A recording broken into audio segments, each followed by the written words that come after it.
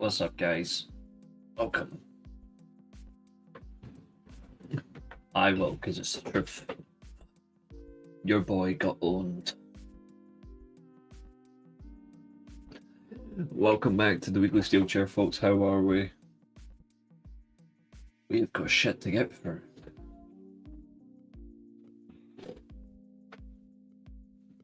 And hopefully some fun.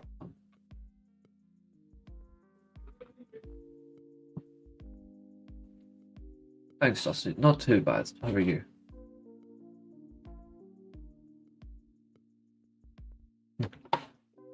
Strange. Everyone turned off for 2 seconds. There we go. Hi, alright. How are you? There we go. You get back up there.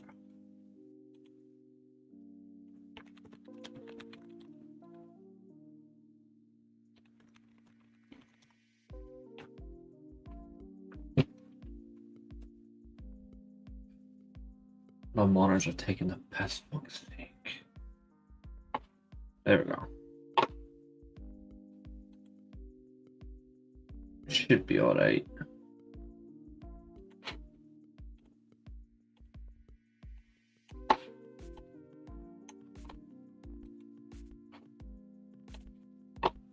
I'm thinking some of the card looks good, but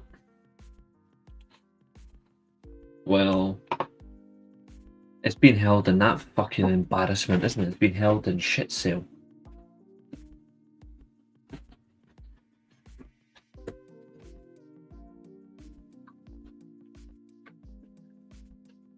Or should I say it's been held in the Hellhole Stage 2. Funnily enough, TNA can outsell NXT in their own backyard. Hold that, WWE. Hold that, you sack of shit.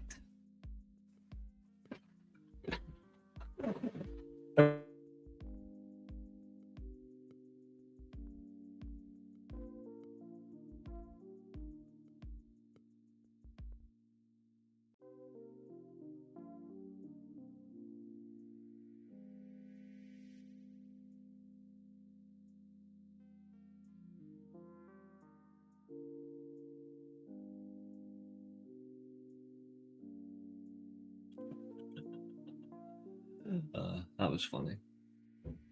Ah. Things go wrong, but things get better when they turn it around. Anyway, I am looking slightly towards TNA tonight. I think it should be a good show, but I'm going to be, because I'm off work today and I'm off work tomorrow. Well, I'm going to be watching both TNA and Ring of Honor live tonight instead of watching them both back. So I'll be doing that. They had a sellout crowd last night. But WWE's industry standard and every promotion should strive just to be like them. No. No one should be striving to be like them. What's the point? What's up, Fernando? What's cooking, brother? You actually gonna behave today? I'm only kidding.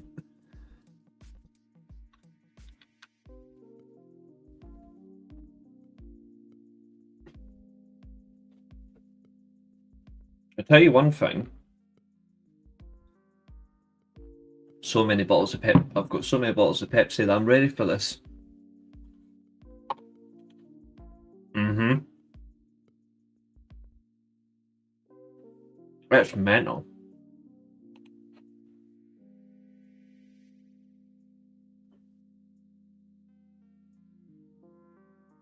How? Okay, how? Like, come on, this is actually one of the best promos those two have done all year so far. It's the best MJF promo, it's the best Hangman promo. How? It was so much better than last week. Like, so much better. Top to bottom. So I'm actually excited.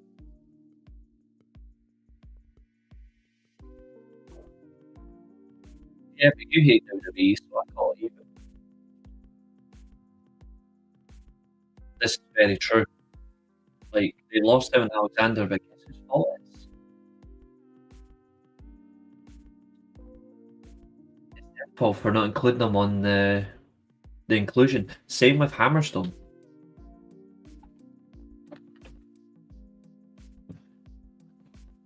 I'm expecting the Hardys to appear at some point more often than NXT. Moose is only going to have one match, and that's Obafemi. That is very true. It's their best in a long time. They had 10 minutes last night. They had 10 minutes.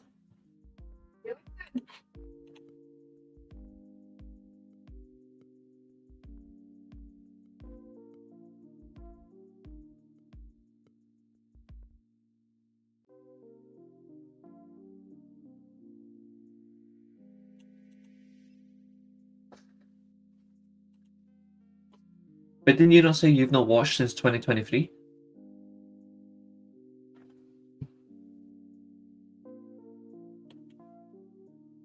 I just want to point that out there. Those were your words. If you actually look at length of promos, I think the longest AEW promo segment, just pure conversation, I think is close to 20 minutes. I think the longest promo segment is actually Cody. I think you can check it. I think the longest promo in AEW history involves Cody Rhodes. Someone can fact check me, but I think it's Cody. It's either Cody or CM Punk. It's definitely not Jericho. Yeah, it felt more. It felt more authentic. Yeah, I'm thinking it might be that. It's either that or it involves them. You know who else had the drip last night? Tony Storm.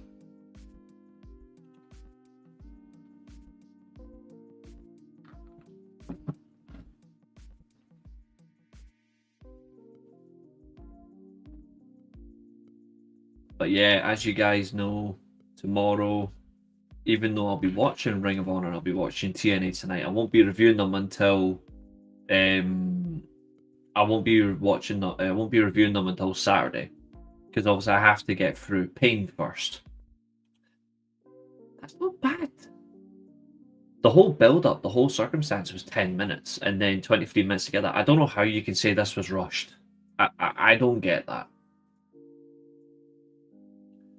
Like, 23 minutes is usually what a WWE segment is, if you actually look at it. I suppose it's just taste. But then again, that's fine. Like, there's no issue with that.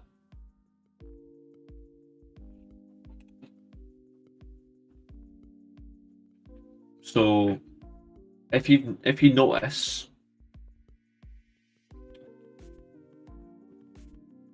MJF with Jeff Jarrett and Dustin Rhodes, Hangman has been there the whole time. 1, 2, feeding through. They're not actually rushing the feud, they've actually been delaying it by splitting the wheel. They've done a WWE thing, which WWE does very well. They split the crowd in terms of the direction. So they've actually put it, my fingers are useless for this example, they've actually put it across spot to spot and they've threaded it through. It's actually something that WWE has done a lot that I actually think is very well done. This is how you really test a crowd. It was very clever. I'll tell you one thing. I've seen TNA do it, and TNA have only done it a few times really well. The rest of the times they've done it hasn't worked. This is actually very, very smart booking. Whoever came up with this has actually done very well. Like, I actually praise them for this. Yeah. He said that, but don't go in too hard on him.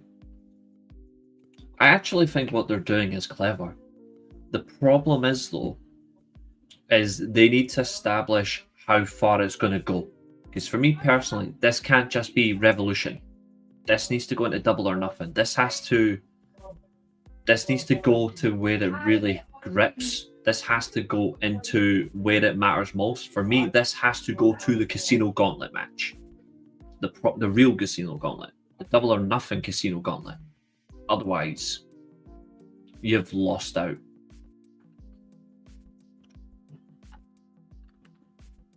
Like, I think you can get a trilogy of pay-per-view matches out of these three. I would actually want to see that. And it's a trilogy done right. I think so as well. I hope personally that Hangman wins the feud. But I think they need to go back through the whole 5 year, well, 6 years now actually, but it'll be 6 years in Double or Nothing. They need to go back and they need to use all that they've done together and learn. So Hangman won the first Casino Gauntlet. So what do? MJF eliminates him throughout.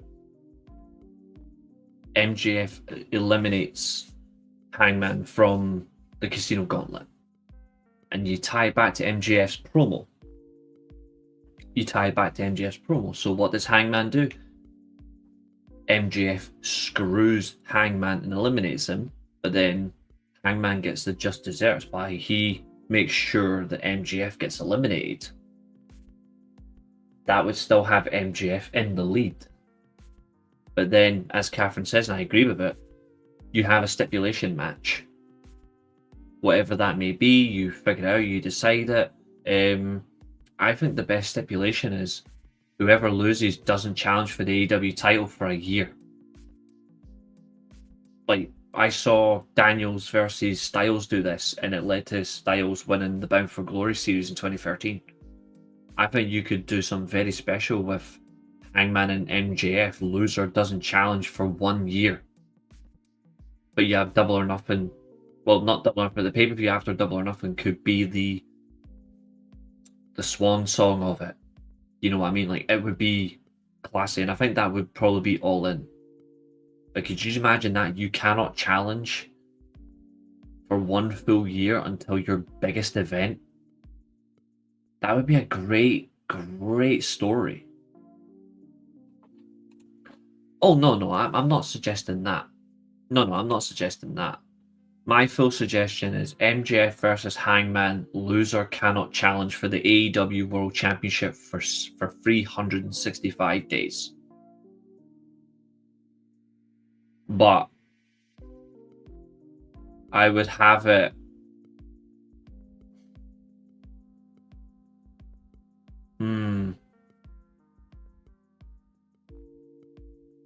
Maybe a ladder match. It's contracted. So you actually have to take the contract down, like the written contract, and then you sign it. The winner is effectively who retrieves it and signs the contract. I've seen that happen before. Abyss versus Jeff Hardy, 2005. They had a Full Metal Mayhem match. The winner gets the #1 contendership. That would be funny. MJF and Ring of Honor would be cool.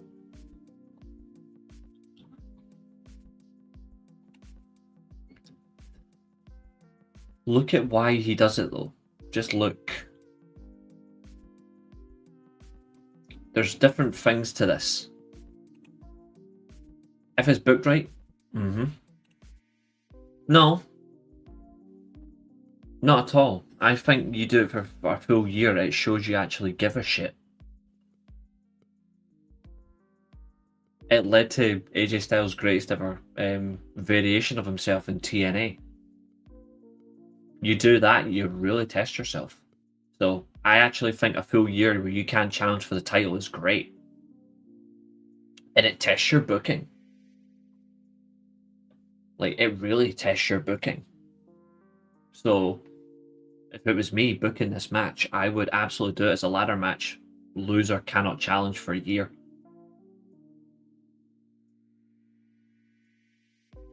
You can't go any better than that.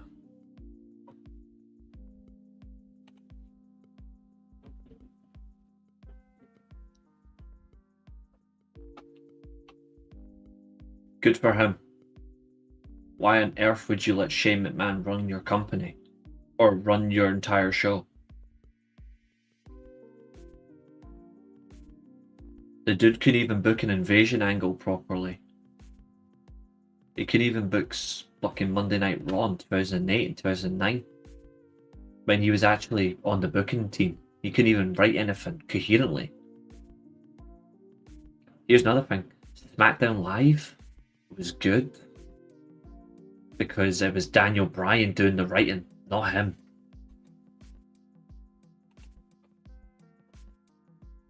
It would be fun. It would be effective. Yeah, it doesn't.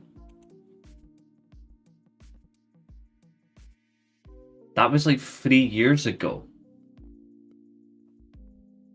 The Sins of Jericho? That was 3 years ago. You're not going to get Jericho and MJF anymore. That's over. Like, that is dead. Like Jericho's title reign when Bandito beats him on Saturday. Spoiler.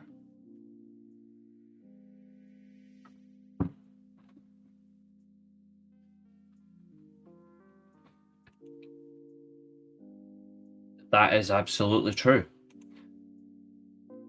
The only way Jericho can avoid the washed argument is if he rolls back the dice like he did with Ospreay at the first All In. Roll back the clock and have an amazing match with Bandito and put Bandito over as a new Ring of Honor World Champion. That's the only way they can save this now. And they have to. Like, let's be real, Jericho shouldn't be the Ring of Honor World Champion.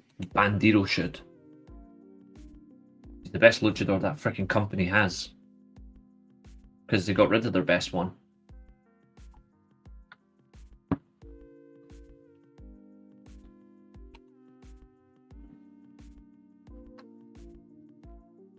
There's a reason for that, though.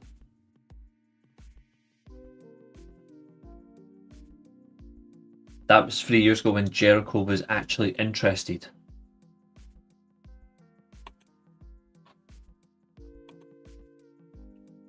Yeah, permanently.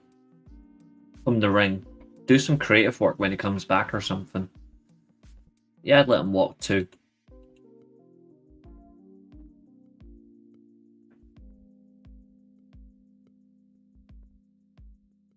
I don't think I've ever seen anyone say they're a mark for Shane McMahon.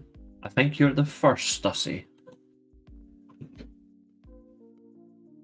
I actually think you are the first.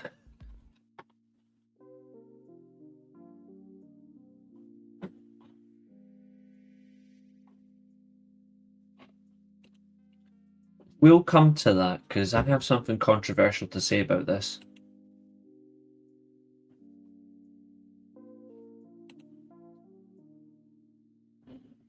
That's nice.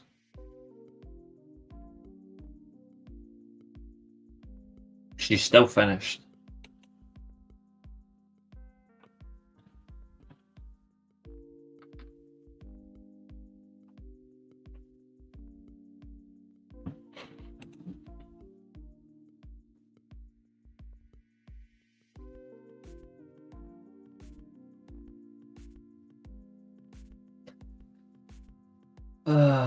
That was the worst booking decision they've made in a long time.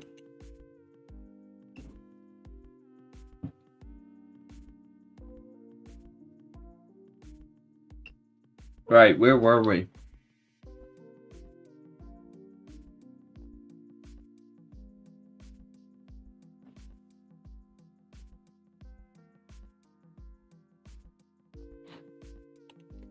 He is a better worker, though. Anyway, so the show did open with, as Catherine stated, a 23-minute promo between Hangman Page and MJF, the Salt of the Earth, as he now calls himself. Lol. This was quite a strong promo, back to forth. It is actually one of the best promos they've done in a long time. It felt more impressive. It actually felt like they actually cared for once about these two. Recent weeks, promo-wise, they haven't really cared. It's more about the actions, whereas we needed a promo that actually cared. He's not really being the salt of the earth for where it matters most. And Catherine, we know you're trolling. It's okay. I like it when Catherine trolls. She's still wrong, but it's funny.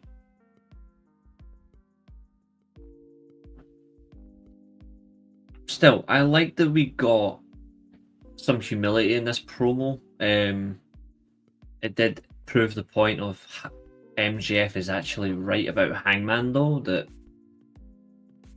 Hangman could shoot someone and the crowd would still love him. Like, he's absolutely correct in circumstance, but what he went to some extreme lengths just to prove a point, but the crowd were actually in it. I think it's actually relevant to the work they have to put in to try and get an established point. It was very well done. I like this a lot, so here's to more of that. And I just like the final words from Hangman as well at the end of this promo. I am real. That is straight fire. That is very well done. We now know, as we kind of expected, these two are going to wrestle at Revolution. They still have a few weeks before this event. Good. We can get a lot in between there and then. So let's just keep it going. Let's just make it relevant. You know what I mean? What's up, Maria? Both make good, great points. Yeah, absolutely. Catherine, I won't pass out, but at least you're honest. Roderick is not the best they have. I would put Cage over him, something different. It's not Roderick's job, though. And if you look at it, why would you put Christian in this position when that's not what Christian wants? Like, you're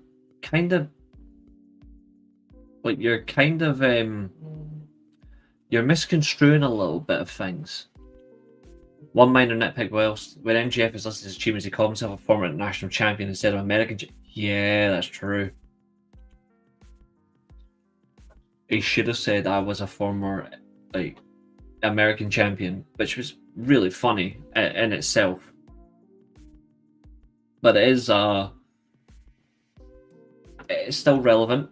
I actually was hoping he was going to say it, but he didn't. But hey ho, I mean, that does happen. It's not a big deal, but we move on. Good start to the show. My only criticism, if I'm going to be genuinely honest, my only criticism from this promo was they didn't even let them strike each other. I know that might sound mental, but one of them had to get a bit of damage in. You know what I mean? Like, somebody had to have made a point. There was barely anything. It was those two were heating up, then the security got involved, and then Daniels nearly got decked. There was nothing in it. You know what I mean? Like, there was nothing. You've got all that intensity, but you don't let them clash. You know what I mean? Like, I hope I would have let them done it. You know what I mean? Like, they should have let them strike. Or even MJF has Hangman on the ground. It should have happened. They might be, but I think if they can do it better next week, then great. But I think they missed the trick. I would have let them go for the kill straight away. It doesn't rush anything, but it lets you do something. Same. I was expecting, is he going to do a low blow or something? Surely, but we didn't even get that. Our first match of the evening, though, is the reinvented The Ups. Yeah, 5 minutes last week there was a clash. I just wish there was something, even if MJF had just hit him with a low blow and then walked out laughing, it would have been cool. Our first match of the night is the Ups versus the Patriarchy, in a trios tag team match that proved a lot of things. For example,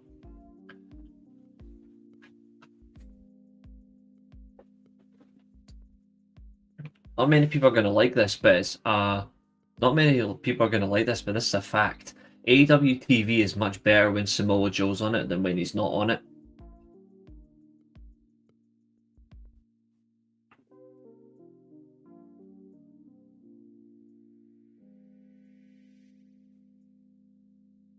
Like, if you actually look at it in the right circumstance, AEW television is better when Samoa Joe is involved. It is actually. Well, no, what I'm saying is Brian Cage should be pushed and run through the division. I would love that if he win the Continental Championship, give him his flowers, he deserves it. Brian Cage is being pushed a tag team wrestler though.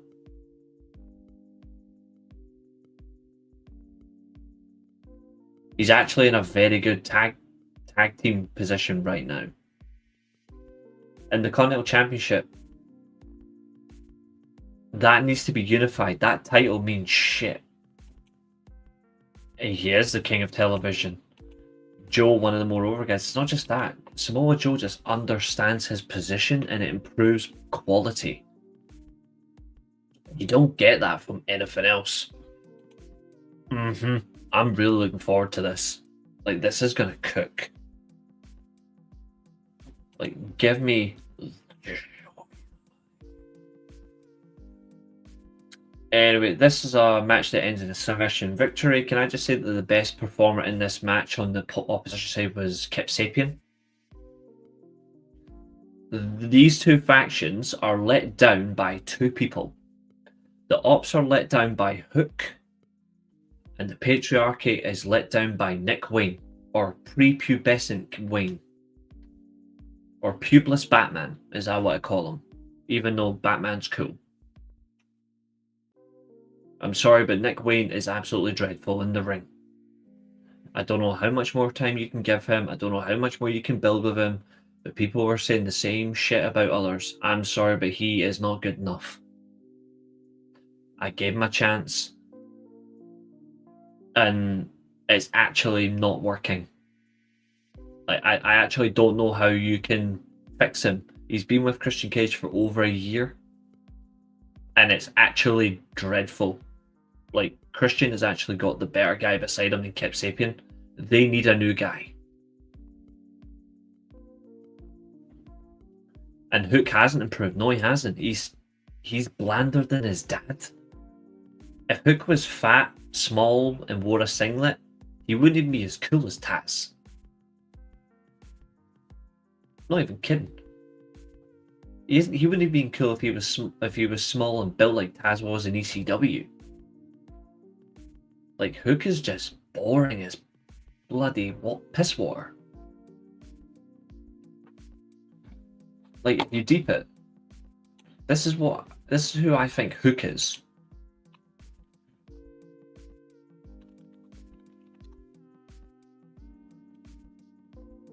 When Hook talks, every time he talks, this is what Hook looks like when he talks.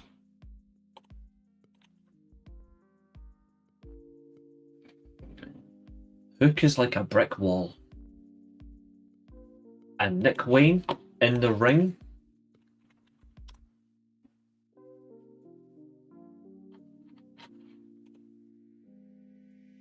Nick Wayne is beige. Or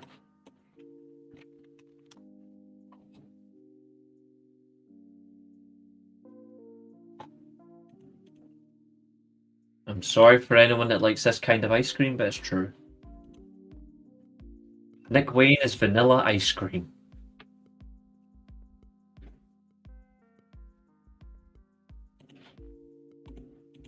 I don't know how people can take Nick Wayne or Hook seriously. I can't. I'm sorry. If you're a fan of them too, you can try and explain why, but they're boring as hell. And here's another thing. Ricky Saints. You're a talentless hack.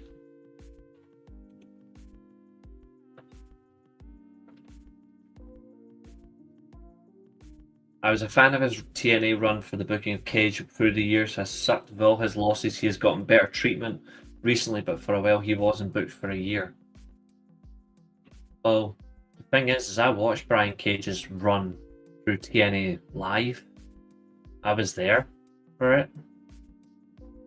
Brian Cage at times in TNA wasn't booked as strongly either. It only was until he became world champion he got booked seriously. You know they wanted to make him lose to Tessa Blanchard until they changed it.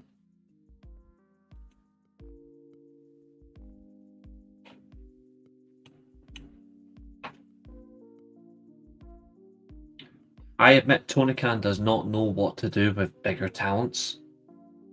But he's been redeeming himself with Big Bill and Powerhouse Hobbs.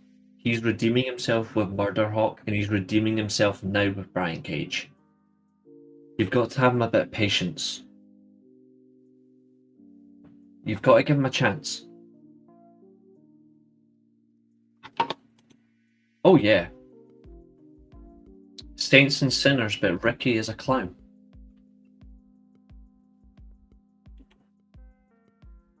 And I saw his interview. Veterans got involved in his creative.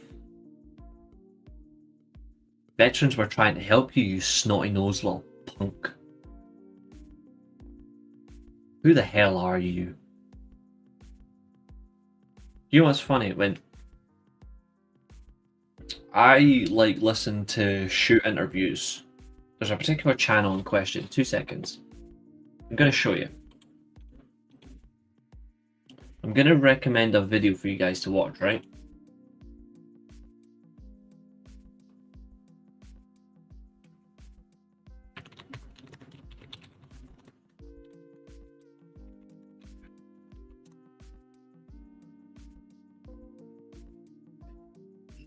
There's a channel that I like listening to because it has a connection to Dutch Mantel, and I like listening to Dutch Mantel.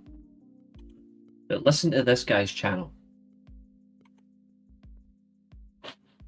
Go listen to this interview. WSI is a great, it's called the Wrestling Shoot Interviews channel, right? In that video, he talks about young talent that were not listening to veterans. Let's see if I can actually find if it's got an actual channel chapter for it. Yeah. Go here. 1 hour 37 minutes in.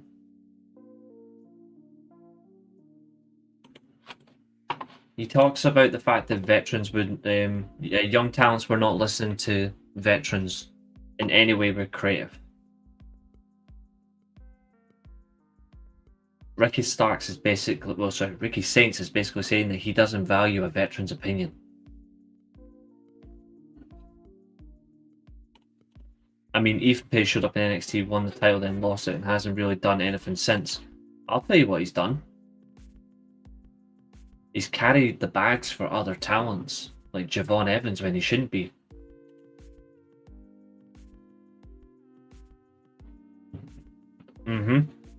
The thing is, Ethan Page is good. Like, Ethan Page is actually good. The trouble is, they won't do anything.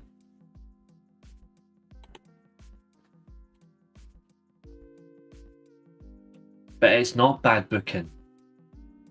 It's not bad booking at all.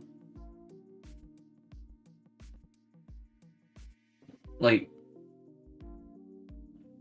it would have been bad booking if Brian Cage was like £320 or something. He's not. Like, it's actually the correct booking. And also, if you looked at it, Brian Cage destroyed them in backstage segments. It's absolutely not bad booking for Will Ospreay and Kenny Omega to beat Brian Cage. Like, Brian Cage is a great talent, but newsflash, Kenny Omega and Will Ospreay are better wrestlers than him. And I'm a big Brian Cage fan. Like, you have to be truly honest here. Would you say it's bad booking that Shawn Michaels beat Diesel? Would you say it's bad booking that Shawn Michaels beat Vader? I mean, actually, to be fair, I would. Vader should have won. But any other time, no. Like, Bret Hart beat Diesel numerous times. He beat The Undertaker 3 times. It's not bad booking. The bad booking is if he goes out of sight, out of mind, out completely. Guess what? He's not. He's in a good situation right now. This is Brian Cage's best booking in 2.5 years. You'll see why very, very soon. You will see why.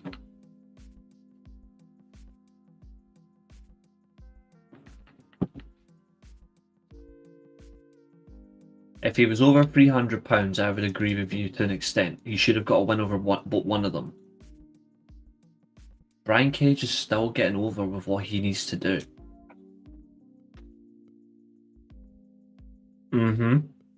Absolutely.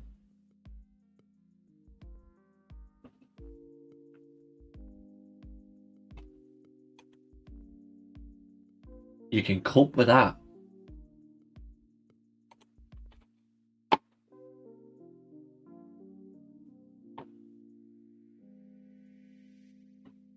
Anyway, Nick, no talent, Wayne tapped out.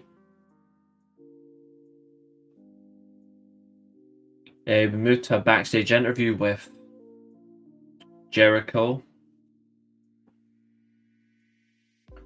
He will defend his Ring of Honor Championship on Collision. Cool. Against Bandito. Bandito has to win this. But then the fans let us all down. AEW fans, you have ruined yourself. He looks like a leather couch. That's a good one.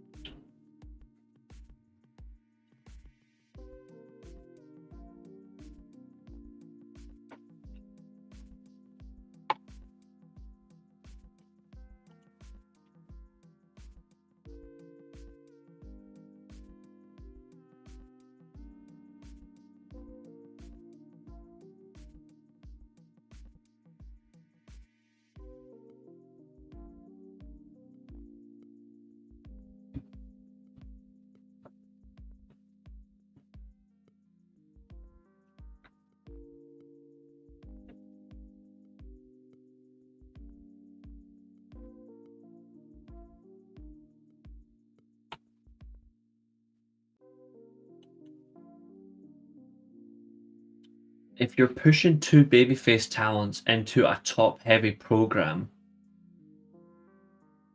that involves your biggest rival and a person you're going to be challenging for a championship at a pay-per-view that includes a TV special, you cannot have them lose even to a relatively strong heel. They have to win. The position actually matters. If Will Ospreay and Kenny Omega had lost to Brian Cage on the road they're on right now, it absolutely would have been a major problem.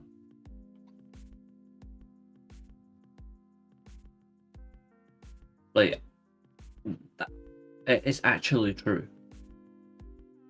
Like, they had to win.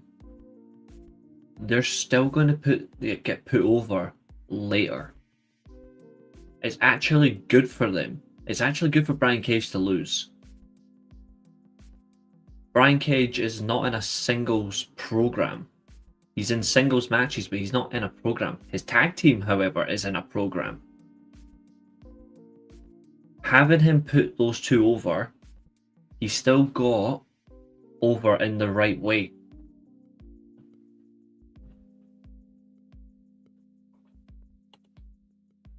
That's a different rhetoric.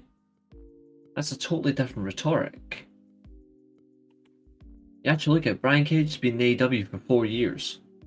4.5 years, sorry. Will Ospreay's been in the company for well over a year. Omega's been in it since day one. They are actually doing it right.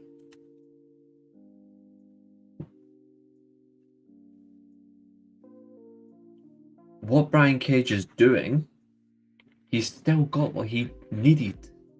Yes, he lost both matches. Truth be told, Brian Cage lost both. But what happened after both matches? I don't remember Will Ospreay and Kenny Omega being the last men standing after the matches. Brian Cage was. Brian Cage beat the piss out of both of them.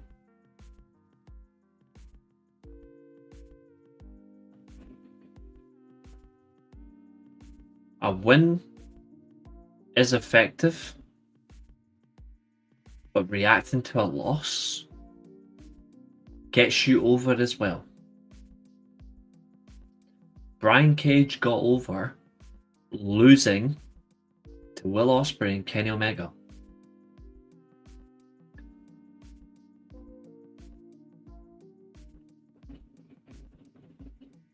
It actually does you something.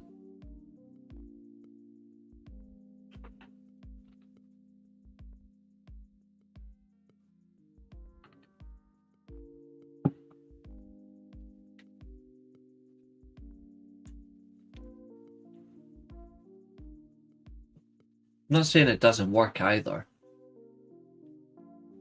but context is also very important. Vader had to beat Inoki to establish that he can handle that level of brutality. If Vader even hadn't left even a scratch on Inoki, he would have failed in Japan. He had to go out and not just outwork him, but he had to outstrike him, outgrapple him, and he had to completely batter him.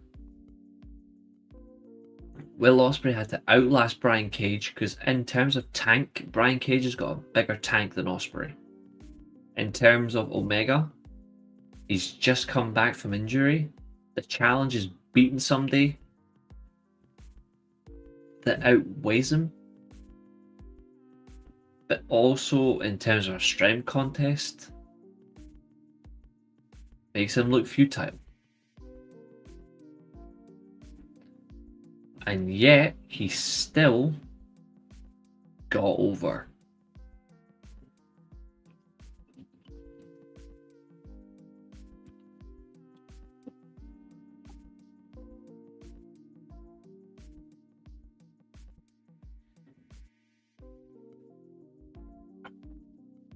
Now, back to cooking the AEW fan base. So,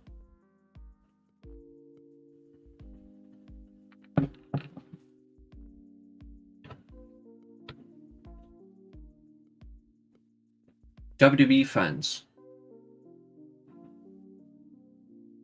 have an awful thing of starting specific chants. And AEW fans are a creature of habit.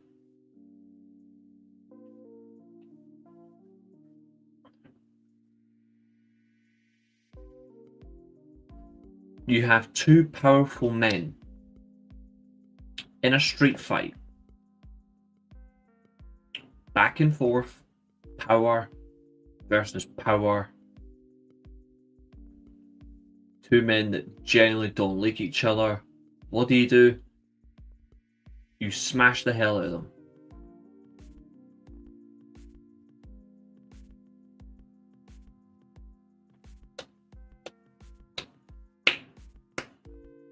Instead,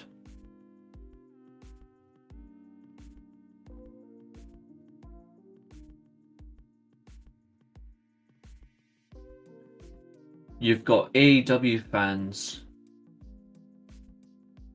chanting meat.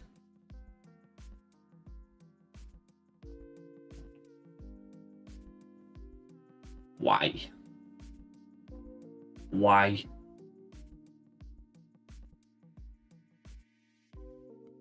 I hate this chant. It's stupid as fuck.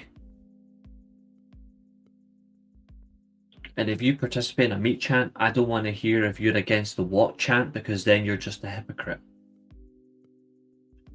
Or, we want tables. I don't want to hear it. It's absolutely fucking stupid. Say that to two women, I dare you. Don't worry, I'm not being sexist. I said to men it's stupid, but say it to two women and see what happens.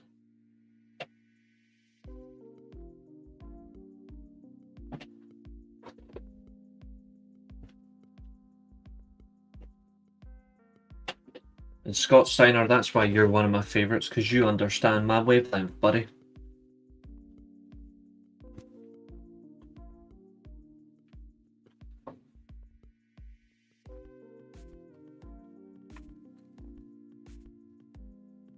Every goddamn time, it's so pathetic. It is so pathetic. And I hate the fact as well that you had, I think it was Hobbs as well, when he got the return strikes on Hobbs on the stairs, and he's like, meat forever. See, for that alone, Hobbs should have lost this street fight. That idiot is contributing to this crap.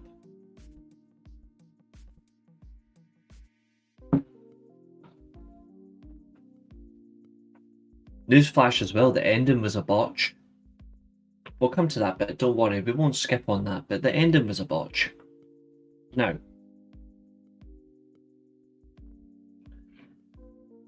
this is a street fight, although it seemed to have had the last man standing equivalent of a street fight, because this was a 10 count. That's not what a street fight is, but thank you for getting that completely stupid.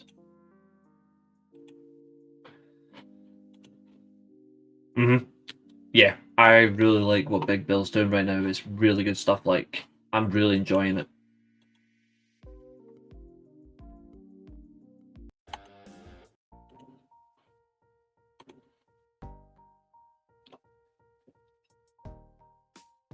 We've got the use of a wrench, a sound mixer, barbed wire tables, the ring steps, boring Keith.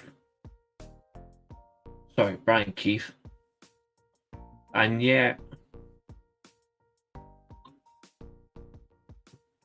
it was ruined by the meat chant, and I'm assuming it's either Hobbs was trying to do a standing spinebuster type chokeslam, or it was meant to be a chokeslam through the barbed wire table, and it was botched.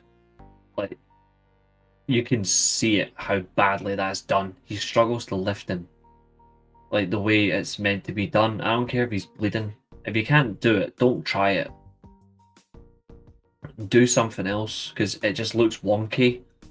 And if this was WWE, I'd criticize the fuck out of it. I'm not holding back on that. And yeah, he did. He missed the first table. You're not wrong. It was poorly done. I think this is coming. I think they're leading to this. I hope so anyway. It would be good television.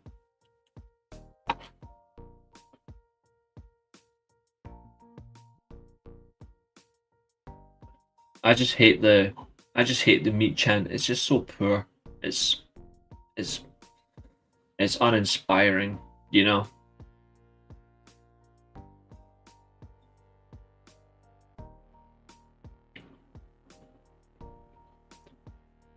Following this, we get a short segment. The Murder Machines have challenged the Hurt Syndicates. Of course, said they'll see them at Collision. Timeless Tony Storm makes her way to the ring for her promotional spot. That was great. Promoting Queen of the Ring. I'm looking forward to that actually. But I liked her promo. Both of them collectively are just as bad. No joke. But I loved this promo. This promo was beautiful. I'm not sure if should I be able to say the whole promo for what she said? Could I say it? Go on then. I say worse anyway. The whore you adore, the slut that you cannot rebut, the tramp who is your new champ. What a promo! What a way to start a promo. Honestly, that was beautiful. Can I also say that Taz couldn't cope? Pardon the pun. Like, I like the fact that she's got no filter about her. Like, it's perfect.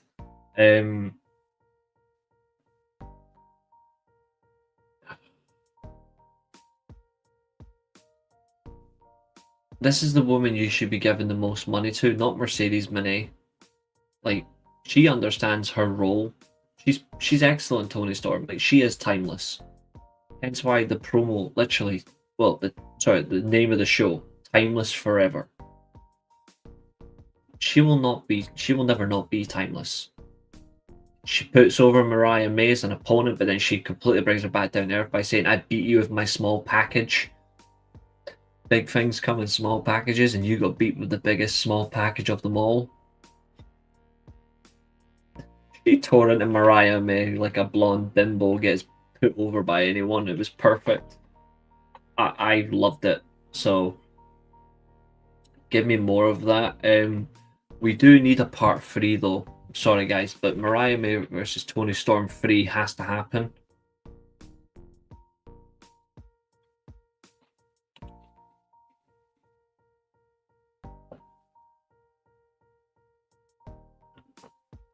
I think they're gonna have I think they have to have the third match with Mariah. She needs to get her rematch.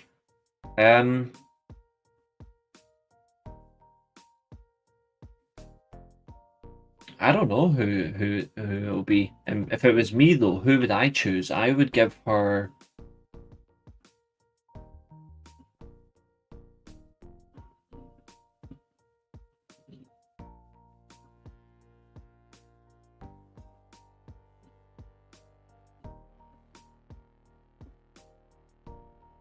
I would give her either Mariah May the third match, or do Mariah May versus Toni Storm 3 at Double or Nothing. Toni Storm versus.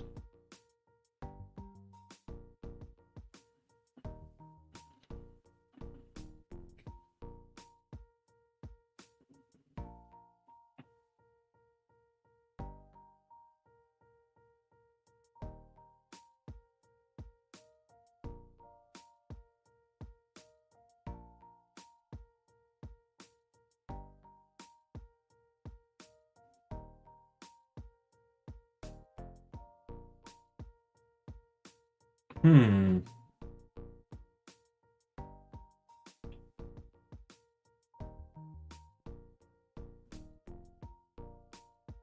trying to think. You know what? Actually, that's what I would do. I would give her Julia Hart. Not a bad idea. I think they need to be. She is currently on her book tour.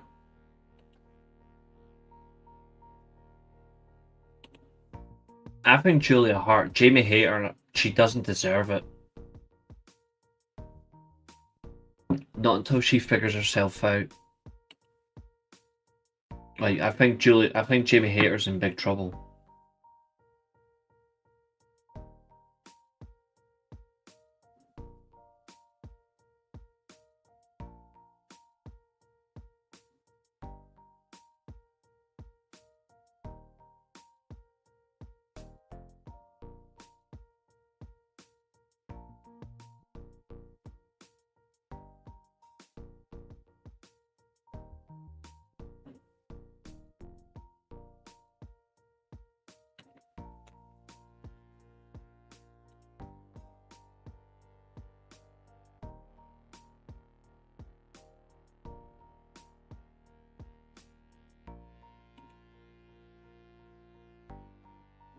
What happened for what? Catherine, this one is just for you.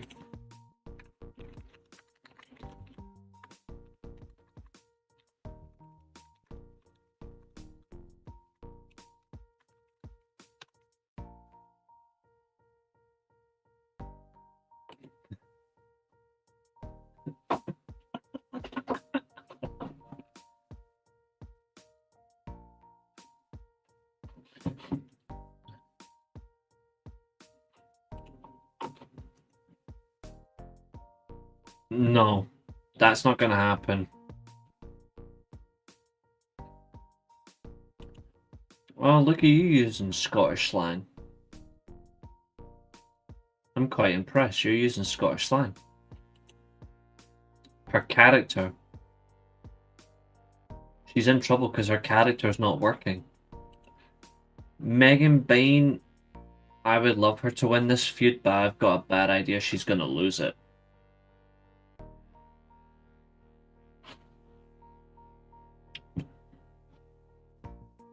And I look forward to Collision because one of the best wrestlers in the world is going to be on Collision this week. Gabe Kidd is back. Yes, she does. And he's fucked. Mercedes is fucked. Because I'm sorry, Mercedes cannot out wrestle who she's got at Revolution.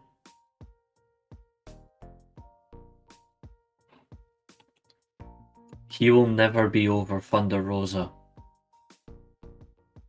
Megan Bayne will be strong regardless, but nah, he is not over Thunder Rosa ever. He'll never be.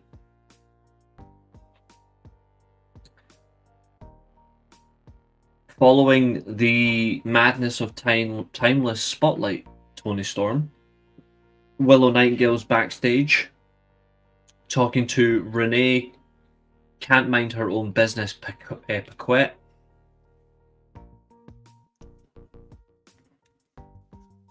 And she was running her mouth, typical. Well, Willow Nightingale was running her mouth, which is typical. In Willow fashion, beautiful Willow fashion. Only to get her head kicked in by Marina Shafir. Marina Shafir versus Willow Nightingale should be as a match at Revolution. With Marina winning, of course. John Moxley then appears. He looks to be in good shape. I think he's been working out by the looks of it. He looks to be in good shape. He comes to the ring, makes a promo as himself.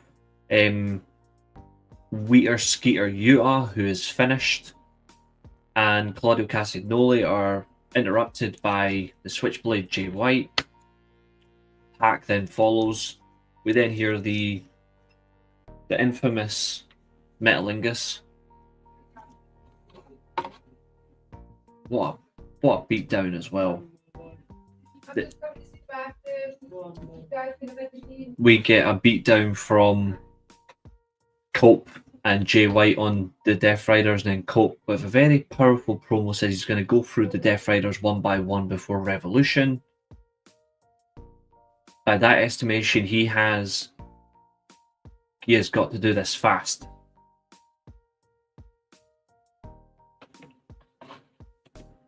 Actually, she needs to go over Willow Nightingale. Willow doesn't need to win this. Marina needs it. Oh, it's coming to an end. Oh yeah, it's coming to an end. No, not necessarily.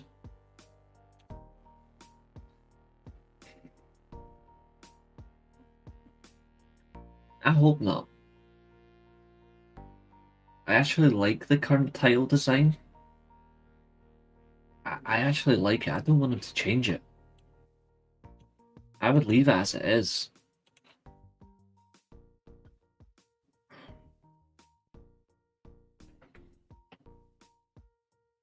Me personally, I hope they don't. Like, I think Gabe Kidd needs to do what he does best. elevate New Japan. He has to re-sign with New Japan. I think it's actually the best thing he can do. Because they believe him. They back him. If he re-signs, he wins a G1.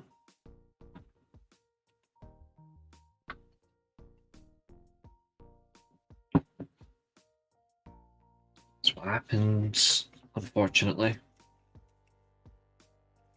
I think they will be fine though in the long run. I think they'll be okay. I still think he will re-sign though. I think he values that promotion too much to leave.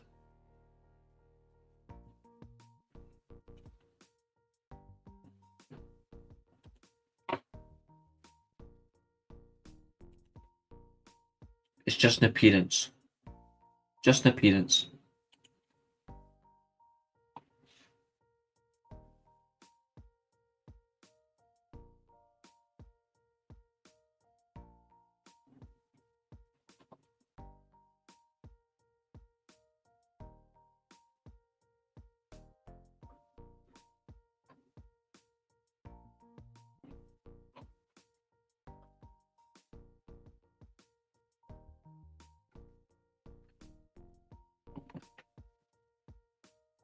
But it is nice to see Mercedes' reaction to Momo Watanabe. Mercedes Moné can't beat Momo. At least not clean. Or without some form of help. Momo will run circles around her. I'm looking forward to that match.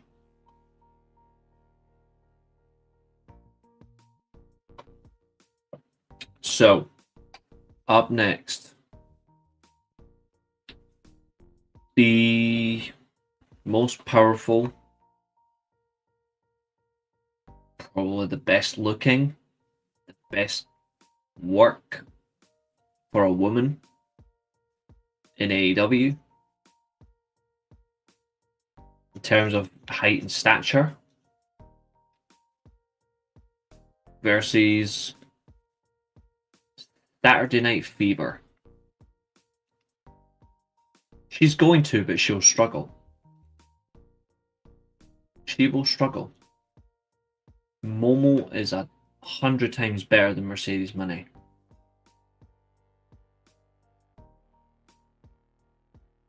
And she doesn't rely on a shit finisher. That's Mercedes' problem.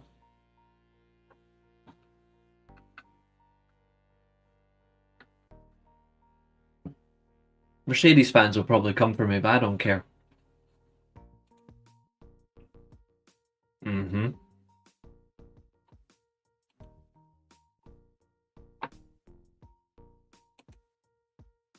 Probably. She's going to build her own faction. She can't do it on her own. Like she will struggle in this match. I'm telling you now.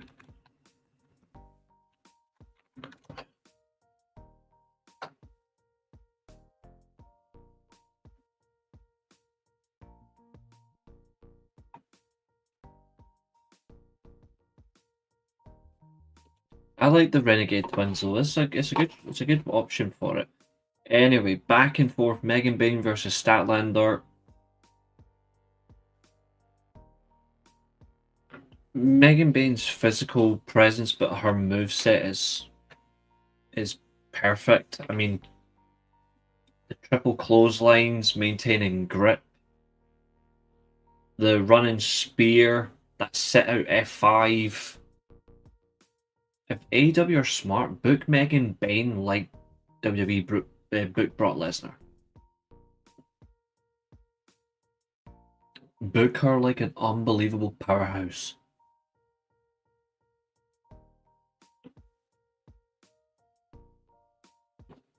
You've got potential there. Yeah, she's finished. Deonna can't commit to a full schedule right now. Deonna's one of my favourite wrestlers, but Deonna can't commit to a full schedule. She's back studying. She can't commit. The only way you have Deonna versus Mercedes if Mercedes writes her off TV. That's it.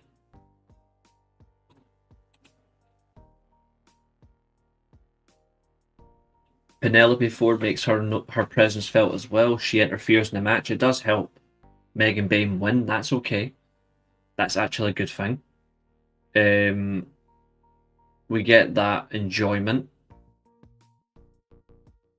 The enjoyment that potentially a good tag team build up until Bayne versus Rosa anyway. I think it could be either Dynamite or Collision, where we'll see Megan Bayne and Penelope Ford versus Statlander and Thunder Rosa. I expect Thunder and Statlander to win anyway, because that will then lead to Megan Bayne getting the win over Rosa at Revolution, and I think Penelope Ford would eat the pin, which is how it should be.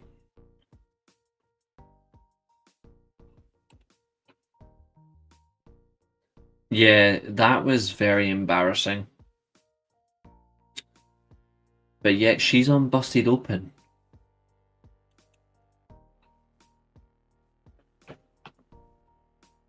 She won't get called out for that though by her colleagues though, won't she?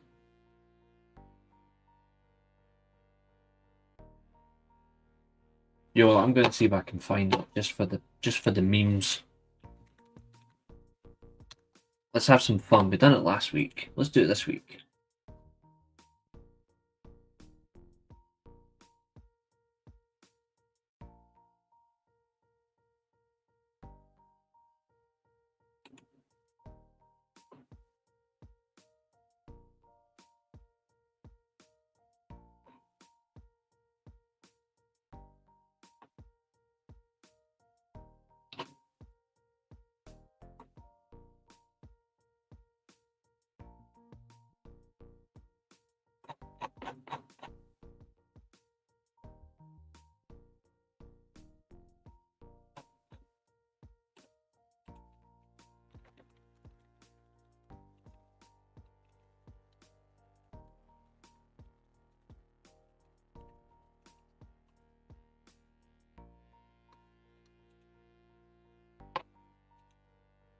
Nah, she's got OVW. I used to think Thunder Rosa was good. A long time ago.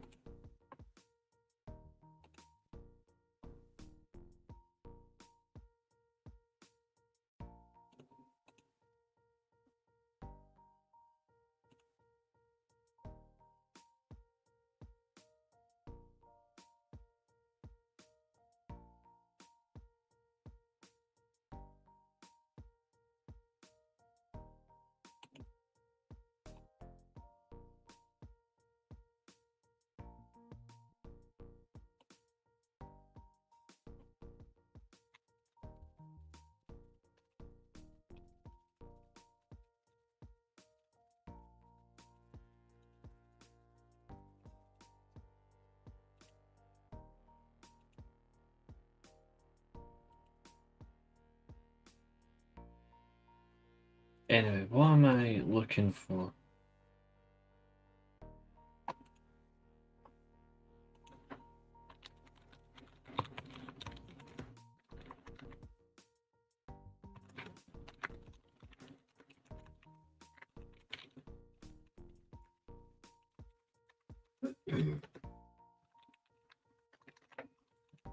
Catherine, I hope you like replies because you're getting one off me right now. The good thing that I chose not to go on my Twitter today. But you, woman, are getting responded to. Right, what am I looking for? Yeah, that's it. Thunder Rosa. Can't swing a chair. I feel bad for who I'm not sharing the person's account. I feel bad for them already, but lads, here's some fun.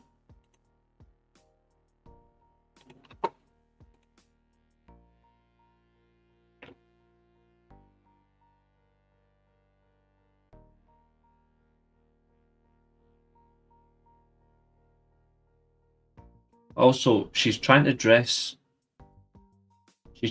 like Penelope Ford. You don't look as good.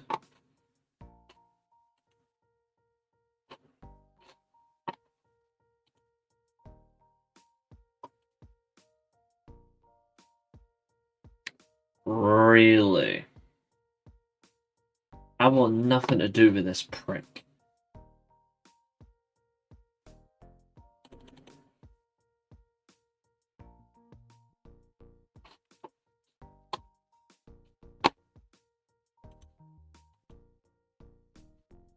Jey Uso can go fuck himself.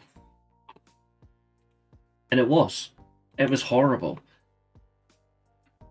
Thunder Rosa went on Busted Open and said she doesn't like her. My rant, it was perfect. That was probably the most honest rant you'll ever see and hear.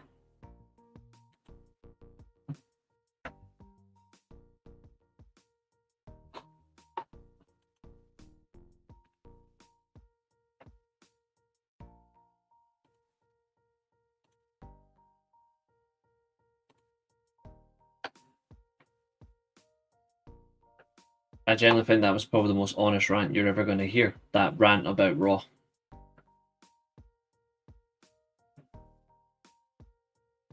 I felt good saying it as well. I felt so damn good. But anyway.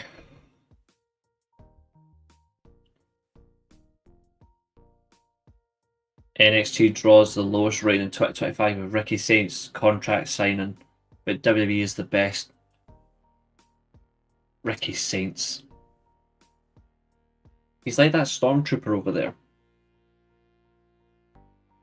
The Stormtrooper is cool.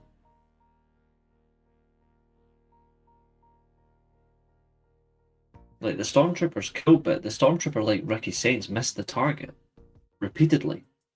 Rant on who, if it was Mercedes Moné, wouldn't blame her. No, I ranted on Jey Uso because Jey Uso can't wrestle. Jey Uso can't talk. Jey Uso has no presence. Jey Uso doesn't belong in professional wrestling. He belongs at McDonald's. Up next, Catherine's favourite wrestler in the world, Max Caster, appears. Another open challenge. Skip. We then get Ricochet comes out to the ring, demands respect. He gets hee-haw.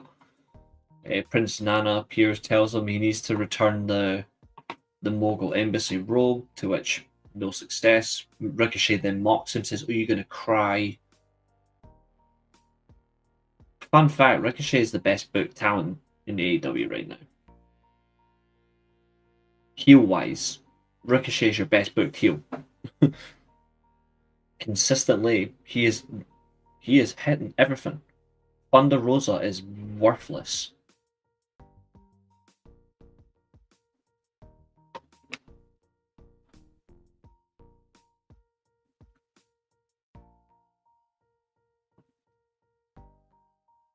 He's got the drip.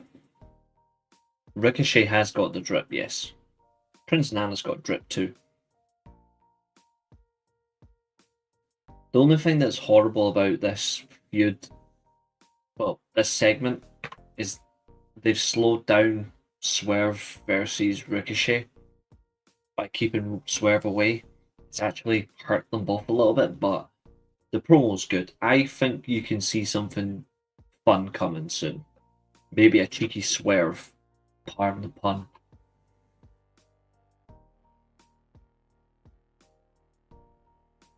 And I just love how Nana sold this whole situation. Like, his experience within pro wrestling sums up what that robe means to him. I love that. That was wholesome. But now Catherine's worst nightmare. Or maybe it's mine.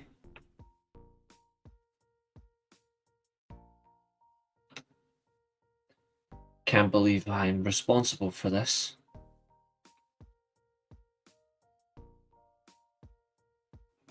Where's our sad music? Where's the sad song? If this had been a year and a half ago, I would say you're right. Not now. Where's our sad song? No. There we go.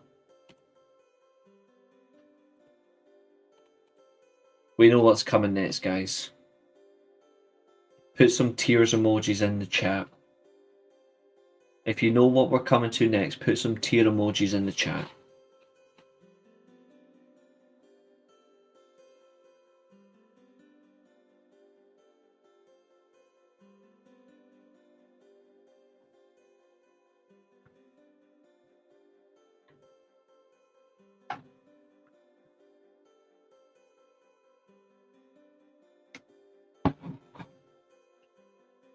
Stussy knows.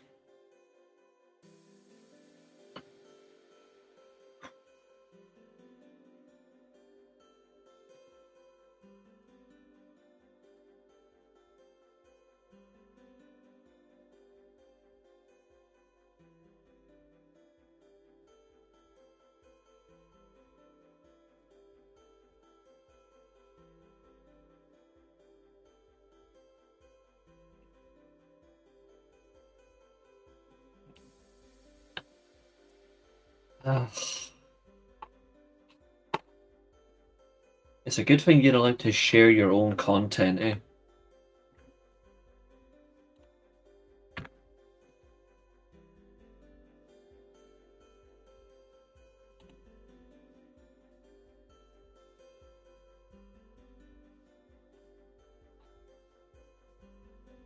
You're allowed to share your own content, thankfully.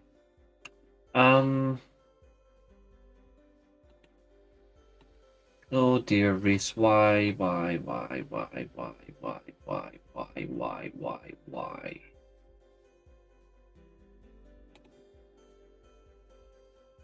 See if I can find it.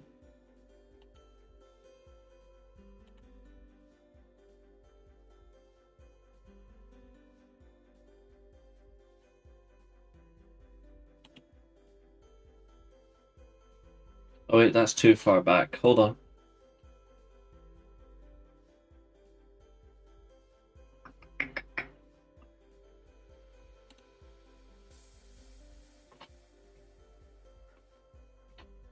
Not that one, not that one.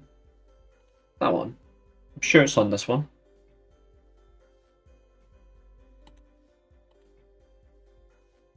Let's see if we can get it.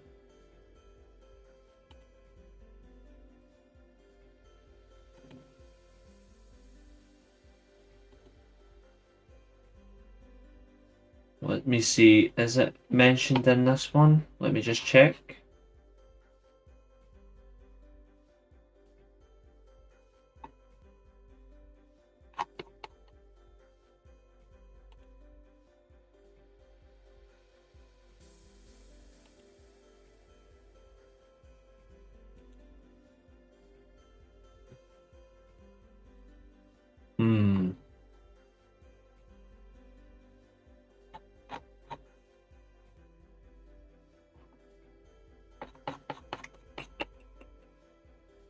It's not that one. I have a point.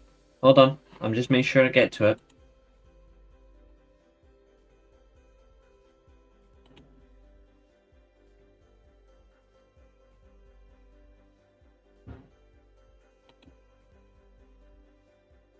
Where is it?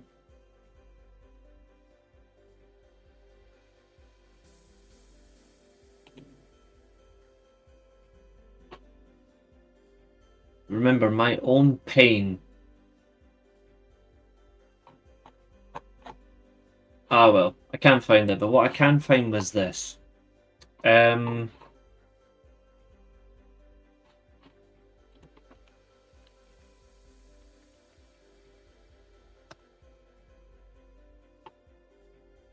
It was absolutely my fault. I had to mention his name. Who do you think is better, Strong or Edwards? I think Eddie has more success.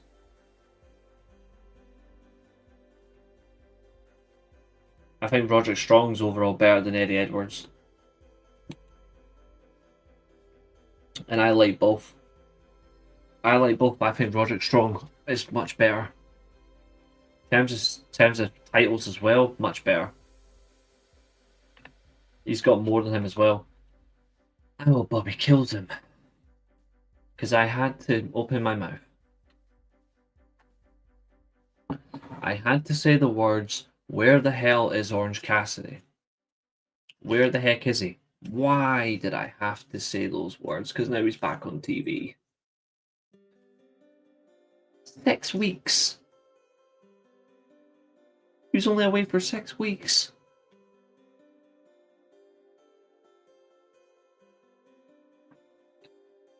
Why am I being punished?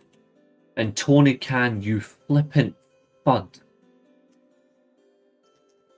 Tony Khan, you are the biggest pussy in pro wrestling. Sorry, Catherine, but I don't care if that's slander, it's the truth. Tony Khan, you fucking pussy.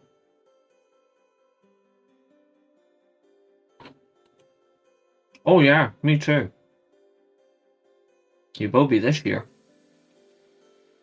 You'll probably win the damn thing. Time to put on the Cook Tony Khan music. Hold on.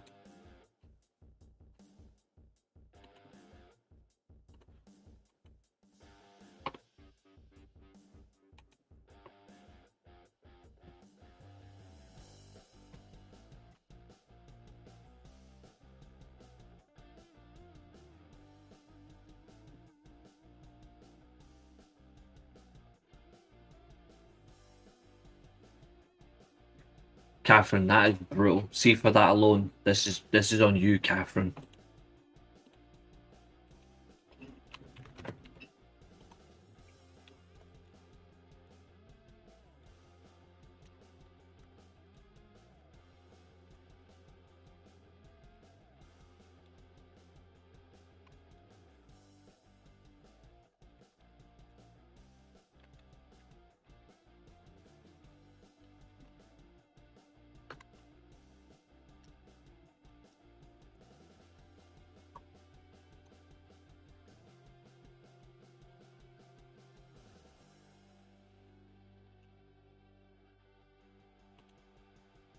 Yeah, he does. 100%. He does have more world title wins, and he was the first Gaijin to win the GHC world title. But newsflash, his GHC world title reign was absolutely rubbish. And his TNA world title wins, they didn't actually mean anything. Like, he was always booked weak as a champion. His X Division and tag title runs, however, much better. I will grant him that. I think he's improved himself a lot. But I don't necessarily think, like, in my opinion, I think if you had who's better at the two of them, I'm still saying Roderick for the work. I think both in their own way are equally treated in the best way for how they should be. So far, we've got 2 votes, 100% yes, that Tony Khan is a giant pussy for having Orange Cassidy beat Roddy. The worst thing is, it's the right decision. Because Takeshita isn't going to... It's a right decision based on the overall factor of babyface and heel dynamic. The problem is Orange Cassidy. Like, why did it have to be in that way? It's not fixable. Yeah, but here's the thing. Eddie Edwards should now be in the same position. He shouldn't be in a position now to be winning more titles or whatever. He should be putting guys over now. It's because he looks after them. He looks after his opponents.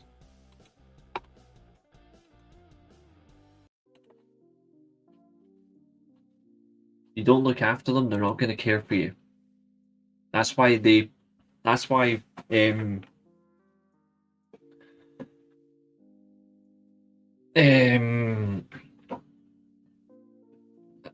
why Kevin Nash got rid of Austin Aries. Because he didn't like his work in that period of time when they were together, when when they were together in 2006. He didn't like the fact he wasn't looking after who he was working with. He got rid of him because of that.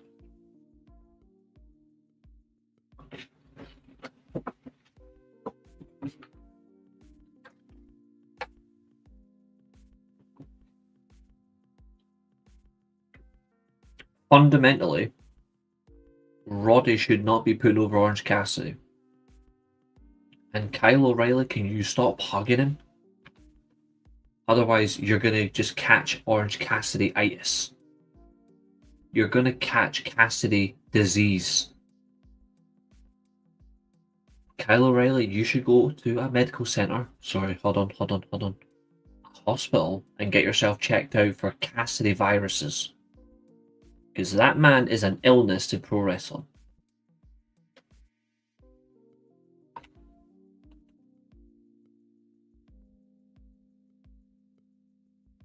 What's his character though? All he is just a member of the system.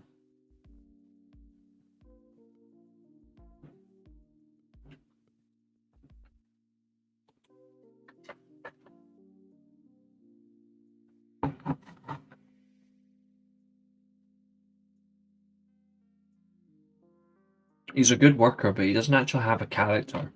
If you actually look at it, he doesn't have a character. He's a very good worker though.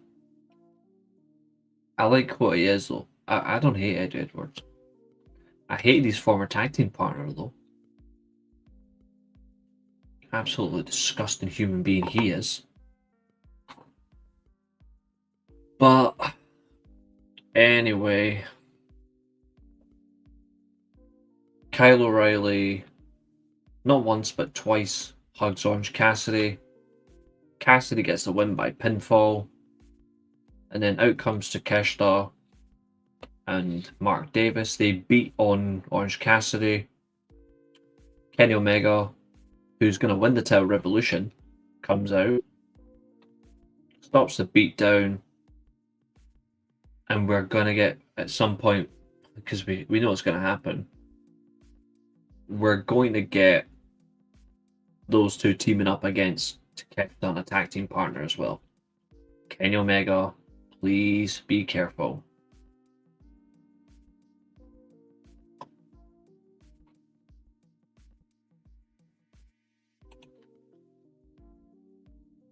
Roderick Strong has been the same gimmick since 2005. The King of the Backbreaker.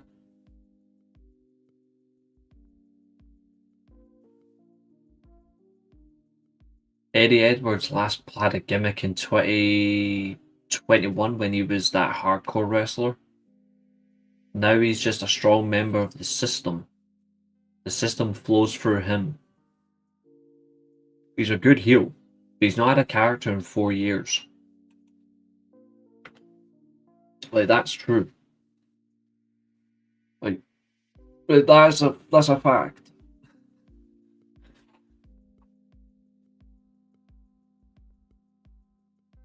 Anyway, we suffer the fact that Orange Cassidy now has 98 singles wins. We must all want to shoot ourselves. It should never have been a main event. It shouldn't have been the main event of the show, but I guess I would have main evented with the street fight. Nevertheless, we move on. We move on to Collision. So, cheers Dynamite. Better show than last week, but fuck Orange Cassidy. Now, as you guys know, you guys get the fun. So, let me change that a little bit. We're going to go until 20 past. So, we'll say the last 10 minutes.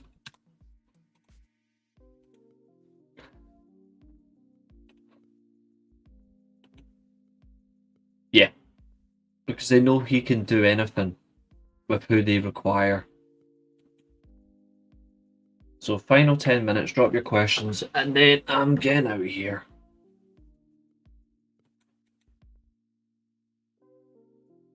Why? It wasn't good enough. Austin Aries hasn't been good since 2011. Like, plain and simple, if he wanted to be pushing WWE, he should have went after he lost the world title. He's meant nothing for 13 years. He's meant nothing. If he didn't have a shitty attitude, he would have been much more impressive. No idea. She might, I don't know. It might do her some good to get her to work with someone who actually cares about women's wrestling.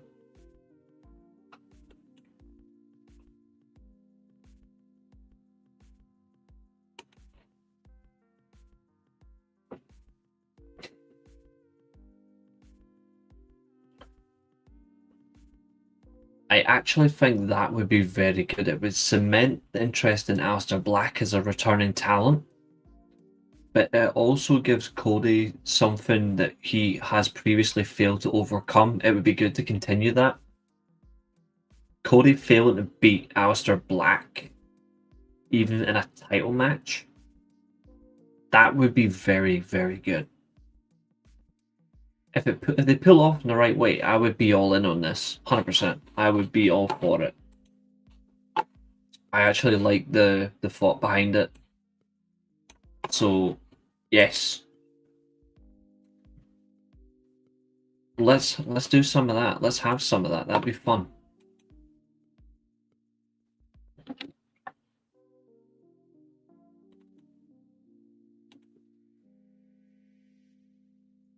I would be all for it. During our final run of questions as well, whilst question time is on, we will have one of these. We need some redemption on the pencil.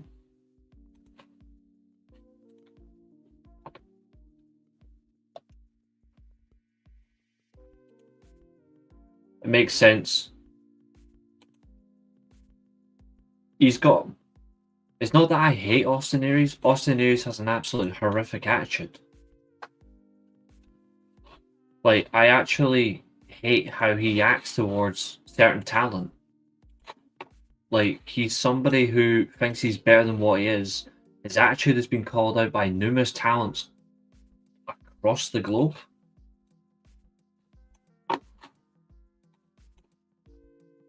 Like, he is someone who actually thinks he is better than what he is. And it's come from the top talent. He had a second chance, and he blew it. Why do you think TNA will never bring him back? They will never bring him back because of what he did. Like, he actually refused to work with certain talents.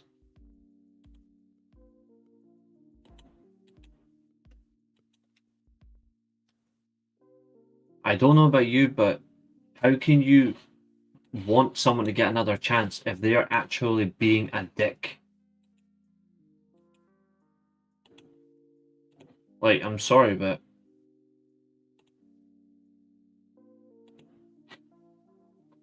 I can't do that.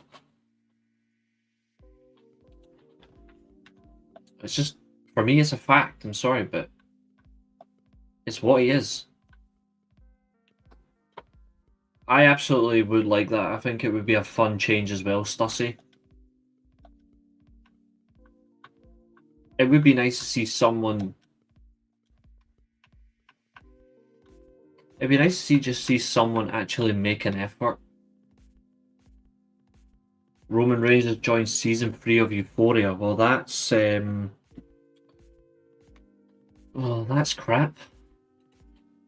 But it might actually lead to something good. Him disappearing.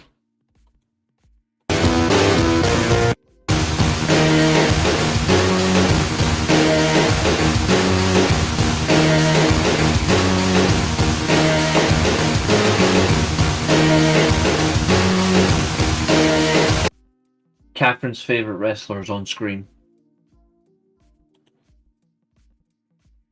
I know I'm gonna turn it down. Don't worry, don't worry, don't worry.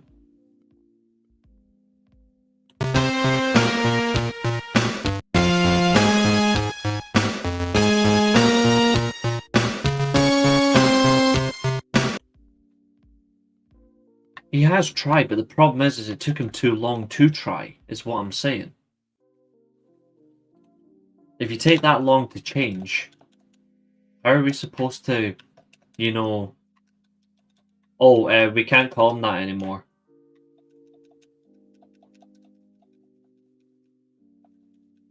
And I understand why he doesn't like being called that.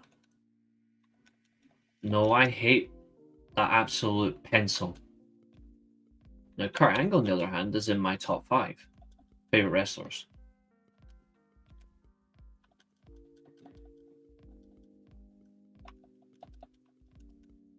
And Kurt Angle's a better podcaster than Bubba Dudley ever will be as well.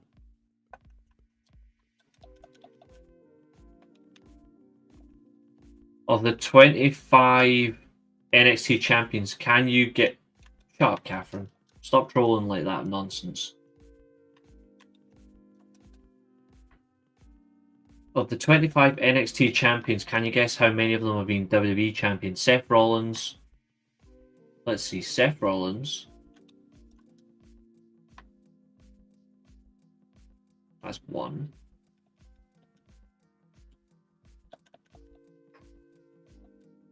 Altogether, 3?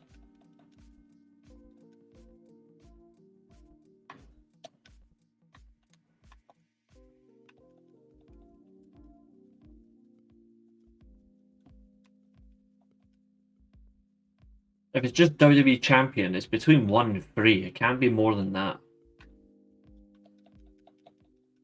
What's up, Billy? Davey Richards, when he gets found guilty, I'll be very happy. He's an absolute wanker. I'm alright with Moose, actually. I think Moose versus Obafemi is actually going to be good.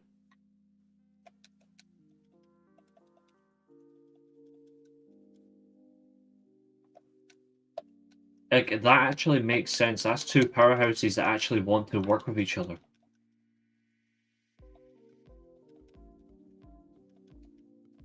Oh, fuck off, Bubba Dudley, you fat cunt.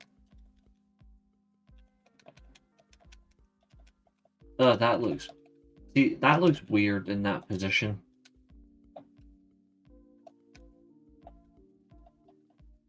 Why do I think he'd done it? Because a lot of people have corroborated that story.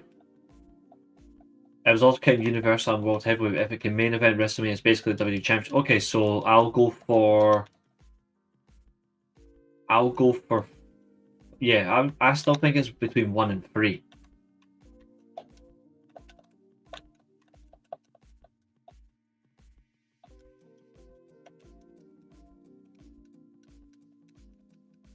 Wait, Nick Nemeth has been world champion as well.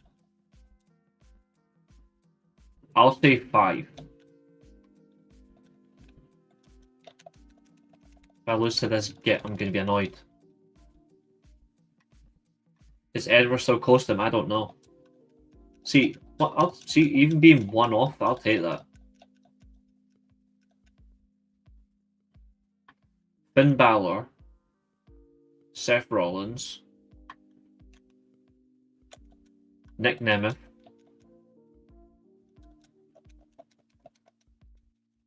let's see who else.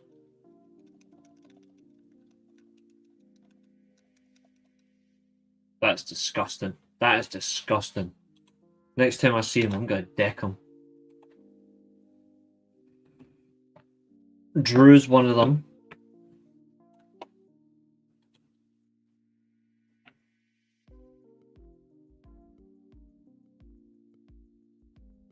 Who else? Kevin Owens. Big E, yeah. I forgot about Big E. Kevin Owens, yeah.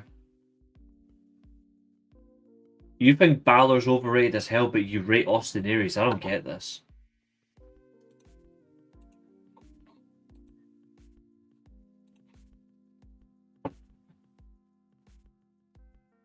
Thanks, Catherine. And good luck with that on Saturday. think Balor isn't as good as he used to be fair. And I say that correctly. He's not as good as he used to be. And sadly, it'll be 7 once Sami Zayn wins the bloody thing, because then Sami Zayn will win a world title, which he doesn't deserve. Braun Breaker will win it, so that's 8. Gunther doesn't count. Pete Dunne doesn't count. Ilja Dragunov might win one.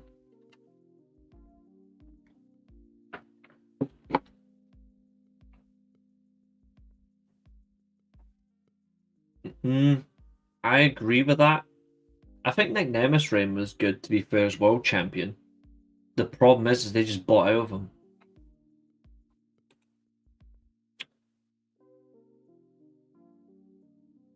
See, he wasn't. Because he wasn't NXT champion. And his world title reign has been shit.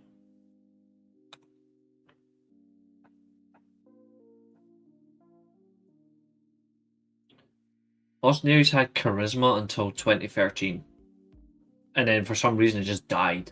Like, it just died.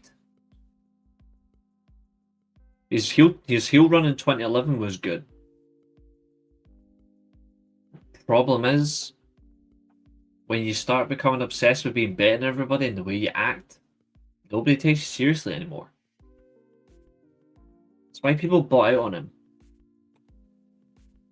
It's not the reason why I stopped liking him. There's a reason I stopped liking him. He only wanted to be a belt collector because he thought he was capable of doing things. It's because of his belt collector attitude that people stopped liking him. Because he didn't actually make any titles relevant. The only one he actually improved was the Global Championship, but that's because they had to get Eli Drake into the world title scene.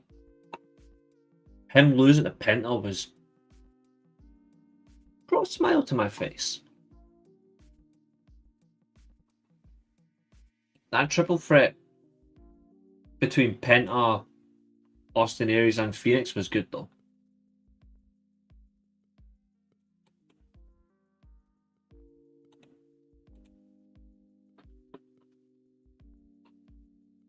Some things I can remotely say are true, some I'll say are definitely have to die. But yes, Gunther doesn't count. If you're talking NXT,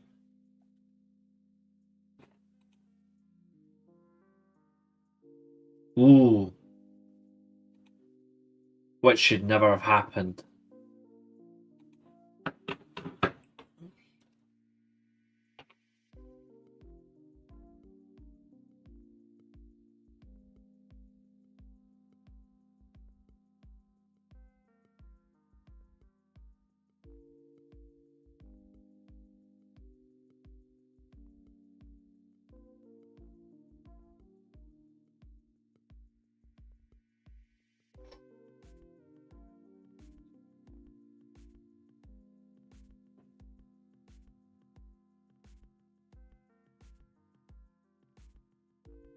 That's a good one. Give me 2 seconds.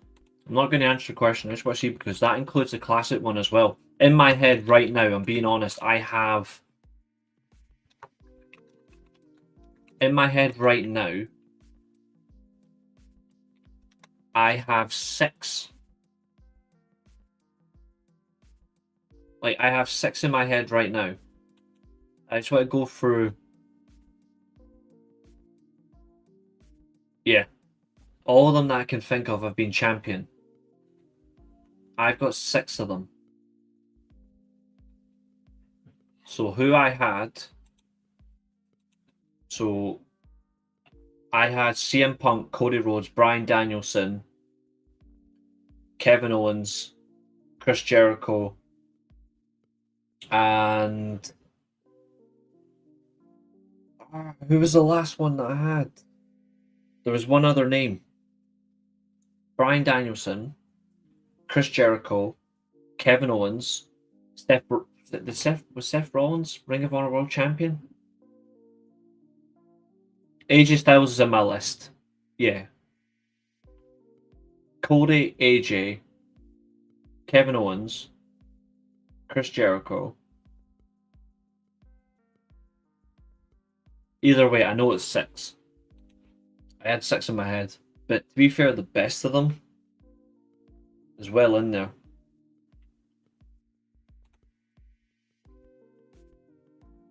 What is your obsession with Austin Aries? What is it? I do not understand it.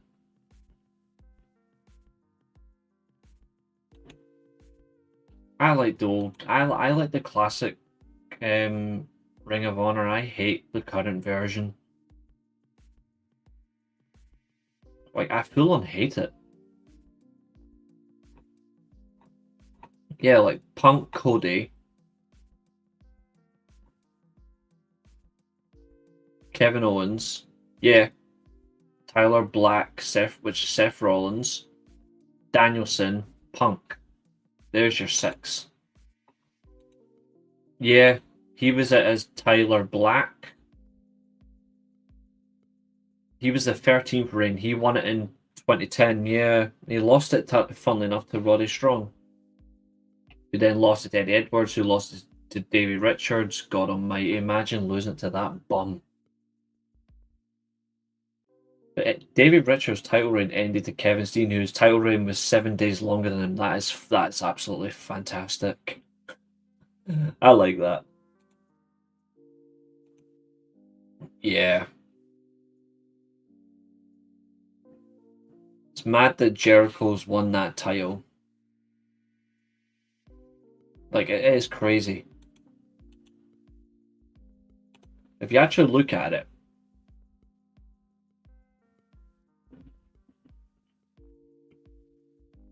he might not go down as the greatest world champion of all time. But in terms of promotional world champion, Chris Jericho could arguably go down as the greatest across the board. Sadly not, no. I had in my head, but it wasn't.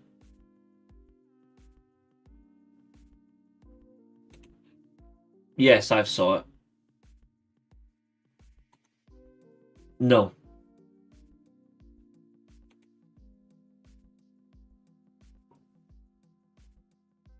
But yeah, I have seen it. In terms of match length, it is impressive. But I have seen a match that's far more impressive in terms of going the distance that should never have happened. Like, what I'm thinking of should never have went as long as it did, but they still done it. How, I've got no idea. Like, that's how wild it is.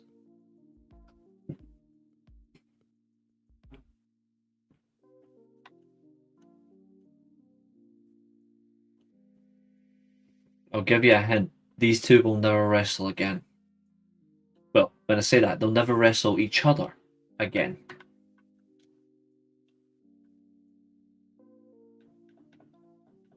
There's a clue. If anyone knows what match I'm thinking of, put it in the chat and I'll tell you.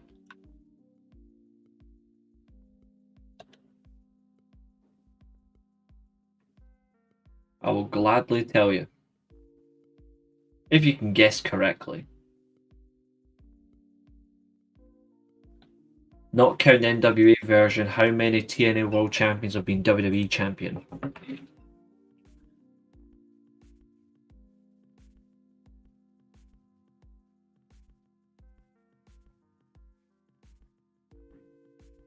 Just WWE.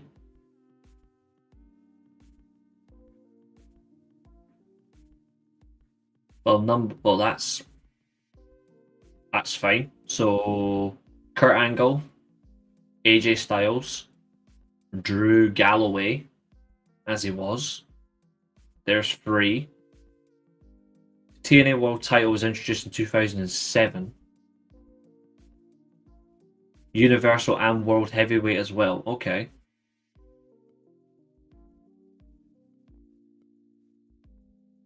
Well, good thing is it's not Okada Omega, and it's not Brett versus Shawn, who I'm thinking of.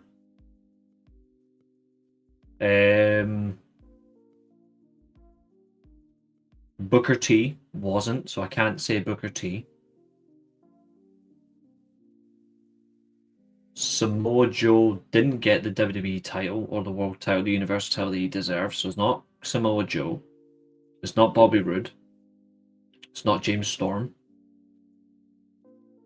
It's not Josh Alexander because he's chosen to ignore them. Penta, not yet. But Styles, Kurt Angle, Drew Galloway / McIntyre, there's 3. Jeff Hardy, 4. Matt Hardy won the ECW title, but he also was a TNA champ, so that doesn't count.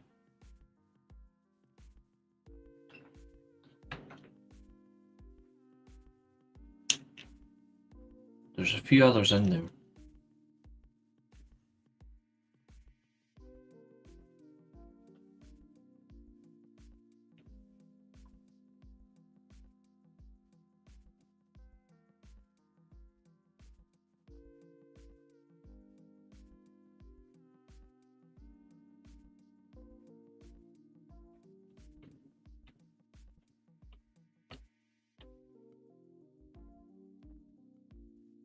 Nick Nemeth, 4.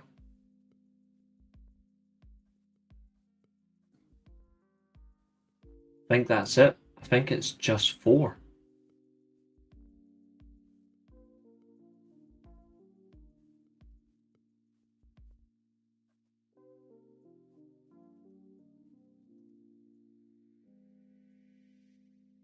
Yeah, I think it's only 4. Off the top of my head. Foley, yeah, I forgot Foley, 09. Sting. Del Rio, I don't count him at all. I don't count him. His 2 title reigns don't exist. Christian Cage is a great one, but he was never WWE champion. If you're going to ask a question, you need to make it specific. Cage was great though. His title reign should have been better. So 7.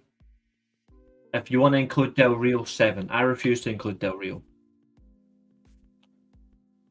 Like, I will never include Del Rio in any conversation that involves pro wrestling. Ever. To be fair, your original question was how many have been TNA champion? There was WWE champion. If you want to just say world champion in WWE, I'll take that because that'll include all 3. I'll go with it like that. I'll allow your question by saying world champion. But yeah, 7. RVD was one of the most underrated, but he was in the most awkward time. You know, he was the most awkward time. So 8.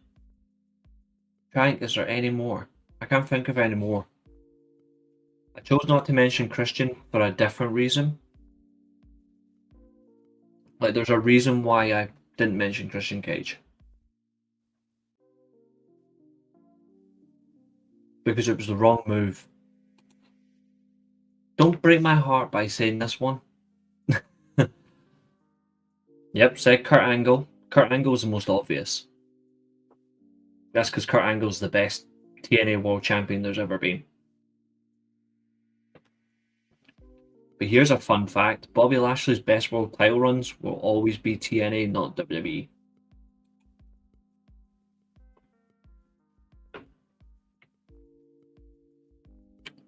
AJ Styles' best world title reigns wasn't even TNA or WWE. It was New Japan.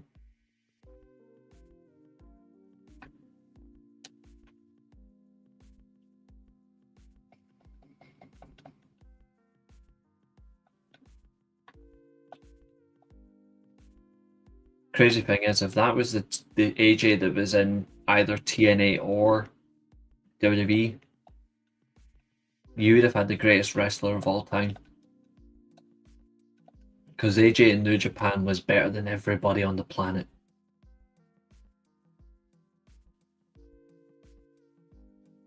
For me, no debate. Like, no one comes close. Yeah. I do remember that actually. That was wild. But they chose to go with Batista because they thought it would be better for Batista in the long run. I agreed with what he did.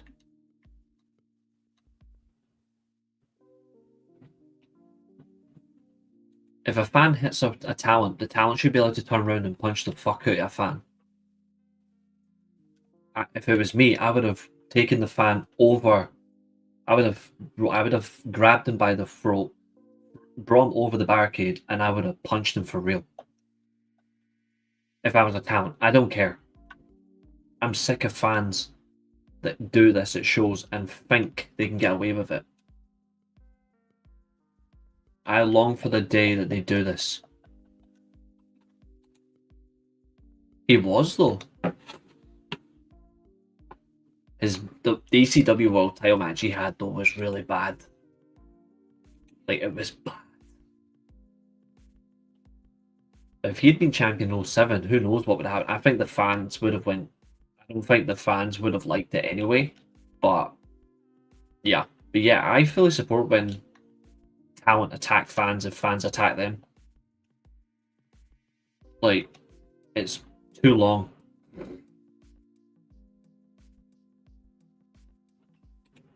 No, it's been around for a while. Like it was badly done. I can't show you the footage though.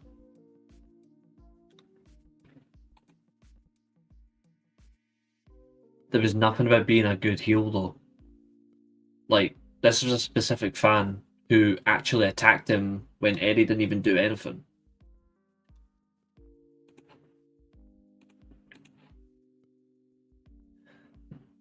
You know what's funny? That is true.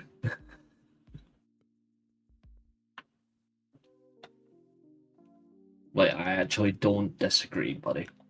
I think like sums them up that is what they did. Like they punished that fan base with that match. Like clear as day. You could see it. They basically said, what's the worst thing we can do to these fans? Let's give them Ric Flair versus Big Show in an Extreme Rules match for the World Championship. That's different though. Like a fan should still not be striking the talent.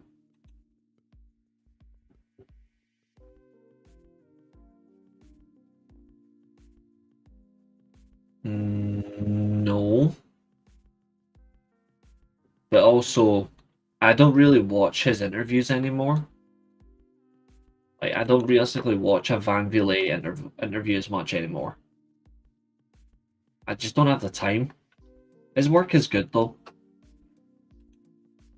Ric Flair bumping on thumbtacks was cute. Ric Flair's a genuine psychopath. Like, the man's mental.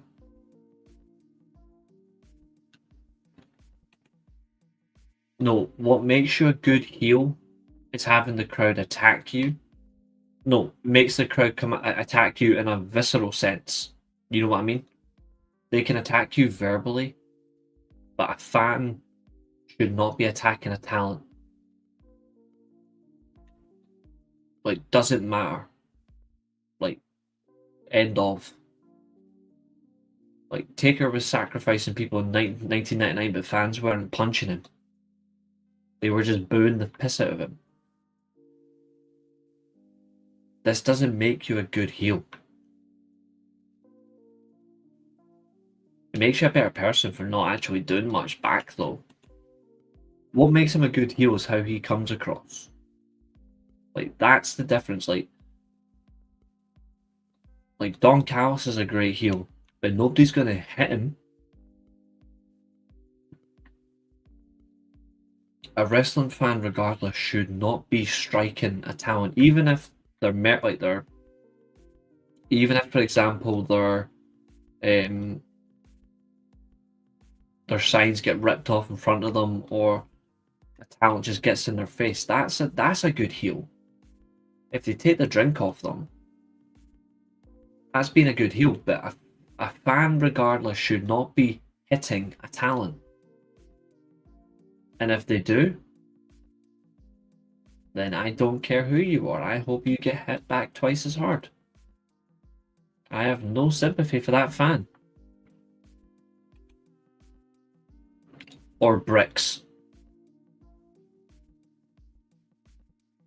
Or a brick at his head. Anything.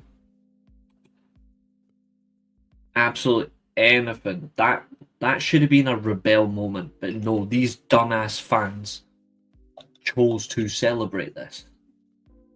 Ray for jail soul. Oh, he does. He does. There's some things like that that's just wild that can't be done. Because it's a risk.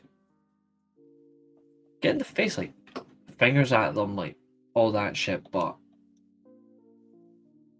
they go too far, you know? It's not helpful. It's not smart. It's actually just...